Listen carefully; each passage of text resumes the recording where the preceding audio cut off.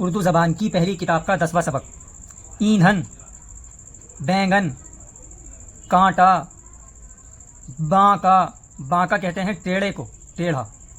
झोंका, झोंका कहते हैं हवा की लहर, नींद की वजह से गिरने लगना।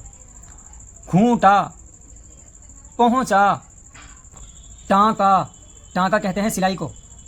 महंगा, पतंगा, पतंगा कहते हैं परवाने को, ये एक किस्म का परदार कीड़ा होता है। बखेड़ा, बखेड़ा कहते हैं शोर मचाने को, शोर। भरोसा, सहारा, ठिकाना। रोशनी, सफाई, ज़्यादा, इरादा। आंधी, बांधी, उठाया, बिगाड़ा, चुभोया, बांधा, पकाया। गीला ईंधन, ऊदा बैंगन, धीमी रोशनी, आंधी का झोंका, सफाई का इरादा, चिराग की रोशनी। बैंगन किसने पकाया?